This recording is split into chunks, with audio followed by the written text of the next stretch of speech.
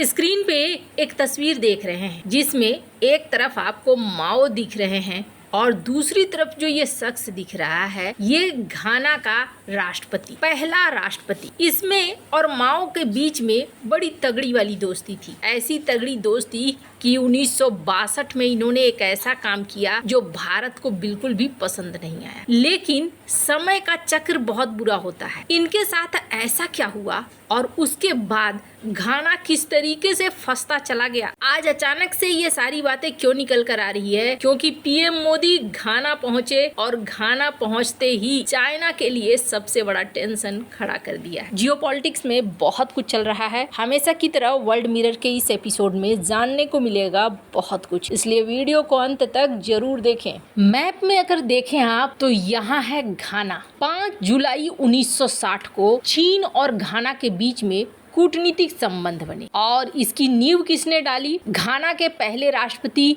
क्वामे नक्रुमा और चीन के उस समय के नेता खास तौर पर माओ जेडोंग और प्रीमियर झाऊ एनलाई। यहाँ पर दोस्ती शुरू हो गई। हालांकि भारत ने भी दोस्ती शुरू कर दी थी और घाना के साथ नॉन अलाइनमेंट मूवमेंट को शुरू किया था, यानी कि हम किसी के पक्ष में नहीं रहेंगे। घाना के साथ जवाहरलाल नेहरू के समय में अच्छे संबंध बने थे, लेकिन क्वामे नक्रुमा इन्होंने आगे चलकर कुछ ऐसे काम किए जो भारत के खिलाफ ही थे। सबसे पहले तो 1960 में दोनों के बीच ऐसे संबंध बन गए कि चीन के परमानेंट सदस्यता के लिए घाना के राष्ट्रपति ने कहा कि बिल्कुल इनको तो परमानेंट सदस्य बनना ही चाहिए। इसके अलावे नक्रुमा माओ से अक्सर मिलते थे। पहले तो ये दूसरे तरीके के कपड़े पहनते थे, लेकिन माओ का इफेक्ट इनके ऊपर इतना पड़ गया कि नक्रुमा ने फिर चीनी शैली के माओ सूट पहनना शुरू कर दिया। दोनों के विचार बहुत ही अच्छा मिलने लगे और कितना मिलने लगे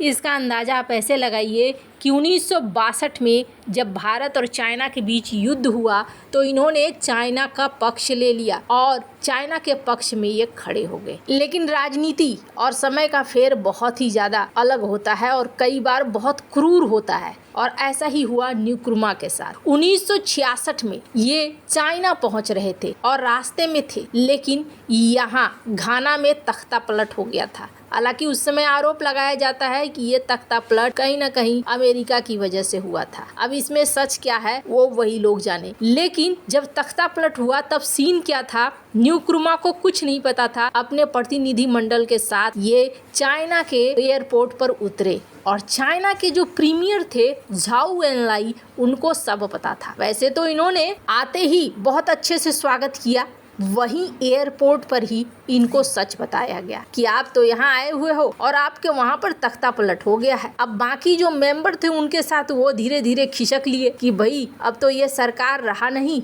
और वहाँ से उड़ते चले गए। अब बच गए ये अकेले। अब जब अकेले बच गए तब सवाल उठा कि इन्हें रखेगा कौन? तख्ता पलट तो हो चुका है। चाइना के ये प्रबल समर्थक थे, ऐसे समर्थक कि इन्होंने तियानमेन स्क्वायर के बाद भी समर्थन किया था। ऐसे समर्थक कि इन्होंने हर मोर्चे पर साथ दिया था।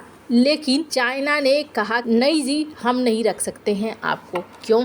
क्योंकि इनके तख्ता पलट के बाद वहाँ घाना में एक ऐसी सरकार बन गई थी जो चाइना को बिल्कुल भी पसंद नहीं कर रही थी। चीनी दूतावास को बंद कर दिया गया था। तब जाके चाइना को लगा कि नहीं, इस बंदे को सरकाओ, ये अगर यहाँ पर रहेगा तो हमारे लिए दिक्कत होगी, और वो सरक गए। सरकने के बाद फिर से इन्होंने रिश्तों को ठीक करना शुरू कर दिया। कब? साल 2000। साल 2000 में बड़ी तेजी से ये आगे बढ़े और आगे बढ़ते हुए इन्होंने अब बहुत ही तेजी से व्यापार बनाना शुरू कर दिया। इसके अलावा घाना में इन्होंने घुसना शुरू कर दिया, जल विद्युत बांध बनाना शुरू कर दिया, सड़क, रेलवे, बहुत सारी चीजें इन्होंने यहाँ पर करना शुरू कर दिया। साल 2000 में घाना में चीनी लोगों की संख्या भी बढ़ने लगी, खास तौर पर हांगकांग, ग्वांगडोंग मुख्य भूमि चाइना से। साल 2009 तक करीब 7 लाख चीनी घाना में थे जो विनिर्माण का काम करते थे, व्यापार का काम करते थे, सर्विसेज का काम करते थे। लेकिन घाना इनके लिए इतना क्यों, बहुत ज्यादा क्यों महत्वपूर्ण था? ये जो देख रहे हैं ना आप, कुछ तस्वीरें दिख रहे हैं आपको, कीचड़ विचड़ ये सब दिख रहे हैं,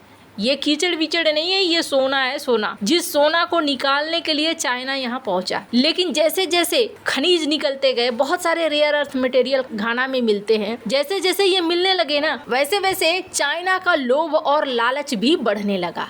लोभ लालच बढ़ते बढ़ते यहाँ तक सीन आ गया कि अब यहाँ पर अवैध खनन होने लगा, जिन्हें ग्लेम से कहा जाने लगा। और इस अवैध खनन ने बहुत सारी समस्याएं लानी शुरू कर दी। फिर झगड़े होने लगे, दो गुट बनने लगा और गोल्ड से गन तक की स्थिति आ गई। स्क्रीन पर एक आर्टिकल देख सकते हैं, चाइना को तो सोना मिला लेकिन घाना के लोगों को यहाँ पर गोलियां मिलनी शुरू हो गई, ऐसी स्थिति आ गई। हालांकि चाइना ने भी इसका दोष लोकल लोगों पर लगाया। स्क्रीन पर एक आर्टिकल देख सकते हैं और चाइना ने कहा कि नहीं जी, ये हमारी गलती थोड़ी है, हम तो सिर्फ मजदूर लेकर आए थे, उससे अवैध खनन चोरी शोरी तो आप ही लोग करवा रहे हो। चाइना और घाना के बीच में संबंध बिगड़ते चले गए हैं, खास तौर पर इस उत्खनन को लेकर, गोल्ड माइंस और रेयर अर्थ माइंस को लेकर। अब यहाँ पर जो घाना, हालांकि ऐसा नहीं है कि भारत ने घाना से अच्छे संबंध करने की कोशिश नहीं करी, नेहरू के बाद इंदिरा गांधी ने भी कोशिश की, लेकिन चाइना का प्रभाव कोई तोड़ नहीं पाया और चाइना यहाँ फैलता चला गया। पर आज की डेट में पीएम मोदी यहाँ पर पहुंचे हैं और इनके राष्ट्रपति ने सारे प्रोटोकॉल तोड़कर एयरपोर्ट पर ही स्वागत किया। स्क्रीन पर आप देख सकते हैं। इसके अलावा इन्हें टॉप का अवार्ड भी दे दिया गया। अब ये सारी चीजें एक तरफ, सम्मान देना बहुत अच्छी बात है, लेकिन आखिर